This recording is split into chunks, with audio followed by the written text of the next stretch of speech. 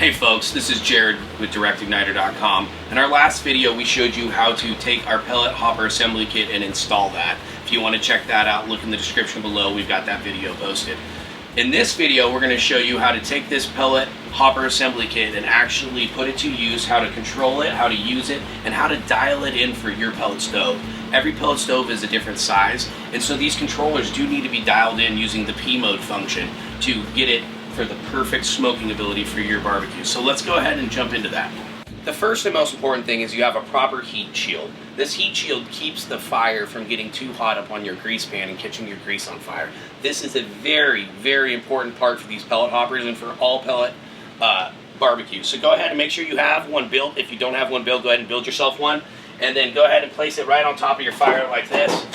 And what that does, like I said, will keep the flame down and it'll keep the fire from catching your grease on fire. We do not want grease fires on pellet stoves. That is the worst thing that can happen. So go ahead and get our flame guard set in there just like this. After the flame guard, we're going to come in with our drip pan. This is another very important part for all pellet stoves. Once your food is on top of this and it drips, the grease will come onto this. It'll run off this pan and into a drip container. If you do not have one of these, you will have massive grease fires. So make sure you have a proper drip pan and you also have a proper heat shield. They are very important for the install. And if your barbecue does not have one, you can buy these online or you can also make one yourself.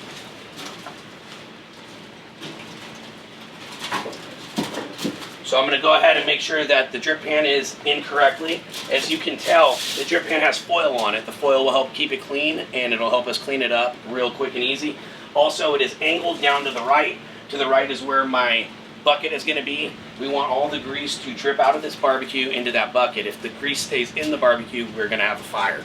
So it's very key that you have a slanted surface for this grease to drip down. So after you get this properly installed, then you can go ahead and get your actual grill grate. Take your actual grill grate and you can get that installed like so. So we've now taken this pellet stove that was non-working as of about 30 minutes ago. We put a brand new Direct Igniter pellet hopper kit on here and it is ready to fire up and run. So let's actually go through the process of using the control board and how to charge your auger and how to set your P mode settings. Alright, to get things started, we're going to go ahead and take our 120 volt plug and go ahead and plug the barbecue in. The barbecue is now plugged in. Second thing we're going to do is open up the pellet hopper. We're going to make sure we got some pellets in here. It is very important on this first time or any time you run out of pellets that you follow these sequences to make sure that the barbecue starts properly. So let's go ahead and get some pellets in here. Get some pellets in here. I'm using pure hickory wood today. We're going to go ahead and pour some in there. Close this lid up. Now, for the first time starting your barbecue, or any time you start your pellet hopper after you run out of pellets, you must do what we call charge the auger. The auger is right here, the fire starts right here. The igniter is on for 5 minutes. The pellets take about 6 minutes to get to the igniter. So what that means is it will not light your first time and it will not light anytime you run it out of pellets. So before you go to light it, we have to charge the auger. It's very simple to do. All you do, go ahead and flip the device on and we're going to let it run for 5 minutes. After 5 minutes, I'm going to shut the device down and I'm going to power it right back on again. What this will do is it'll start my igniter over again. And that'll get the igniter hot again, which will light our pellets. If we were not to do this, what would happen is we'd have an overflow of pellets in the burn pot and they would never catch on fire because the igniter was off once the pellets arrived. So we're going to go ahead and start it, let it run for 5 minutes, and after 5 minutes we'll shut her down and we'll go from there. Now that we have let the pellets charge the auger, we call it, by letting it run for about 4 or 5 minutes, I've went ahead and turned the barbecue off and shut it down. When you go into shut or off, the barbecue will go into shutdown mode, so don't be alarmed if the fan stays on. It'll stay on for 5 minutes after you go to off. But once you've gone to off, now we can go ahead and turn the barbecue back on and it's going to light properly. Anytime that you run it out of pellets or on your first time using the pellet hopper, you do this sequence of running it for about 4 or 5 minutes, shut it off, and then start it back up. Once again, this will charge the auger full of pellets. As you can see here on the control board, we got a few different things I can show you. The little dots are at the bottom of the temperature here. Those represent that the heat rod is on. Anytime you see those dots, that means that your hot rod is still on. As soon as those dots go away, that means your hot rod has been turned off. So if your barbecue is not ignited by then we're gonna have to restart the process. So you should have fire by the time those dots go off. If you do not, we need to shut it down and restart. So now that we have primed it and we've got it started here, we're gonna let it go. We're gonna let this thing fire up, and we're gonna go ahead and work on tuning in our P mode. Our P mode is represented by this P right here in the corner. And the P mode is adjusted by pressing this button right here. It goes from 1 to 7. P0, P1, P2, P3, P4, P5, P6, and P7. The stock P mode is 4. I suggest leaving it on P4 at the beginning, and if you have issues with your smoke mode being too hot or too cold, we'll adjust the P mode from there. So if you're having an issue with your P mode, let's say that your barbecue on smoke mode is running too hot. Let's say it's running at 220 on smoke mode. What you're going to want to do is take this P mode and adjust it higher. So I'm on P4 right now. If I'm running too hot, I'm going to have to adjust it up to, let's say, P5.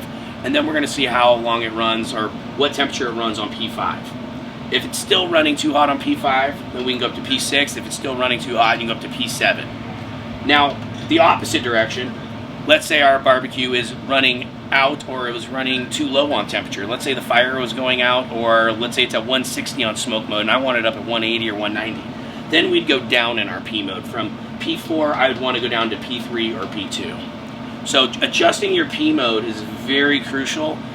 You want to get it dialed in for not only your barbecue, but your weather. Every season might change. In the summer and the winter, you might have to run different P modes. So just be aware your P mode is a timing setting, and it does change with the weather. So being in tune and knowing how to set your P mode will really help you dial in your pellet stove, and it'll really help you get this pellet hopper assembly kit dialed in with your barbecue. Now, something else I can show you about this thing is we do have a meat probe. The meat probe plugs in right here, plug it in right there. In order to access the meat probe temperature, all you do is hold down the the meat/P button, and there you go. We're to our meat probe. It's hot here in California today. This meat probe is saying 102 degrees, and I think it's probably about right. It's about 102 out here today. So go ahead and get dialed in on this P mode. It's really important. So we're going to go ahead and run this barbecue for a little bit, see what it runs on smoke, and then we'll dial our P mode in from there.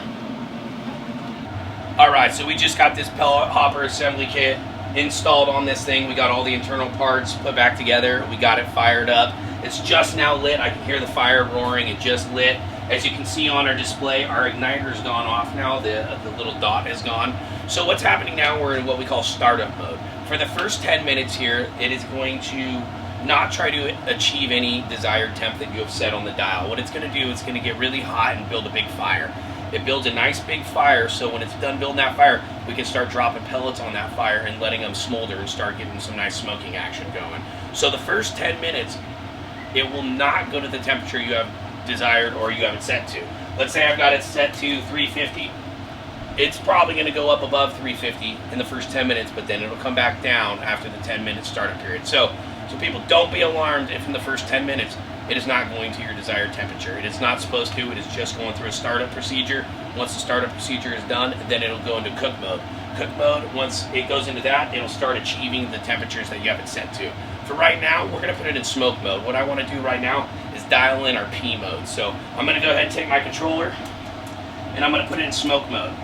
And I'm going to let this thing run for about 15 minutes. And I need 10 minutes for the startup, and I'm going to let it run for about 5 or 10 minutes after that to make sure we get a settled in temperature.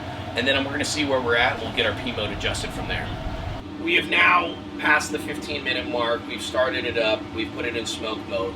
And now we can kind of get an idea of what smoke mode is doing. For us right now, we're running around 220 on smoke mode.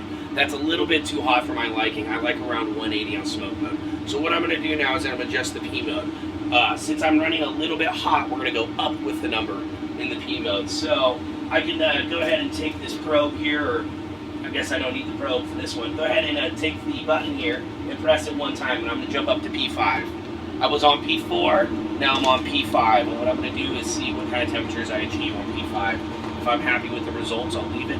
If I need more adjustment, we'll make some more adjustments. So now that we have tried to dial in our P mode a little bit more, let's take a look at where we're at. We're running right at 180 degrees, which is what we want.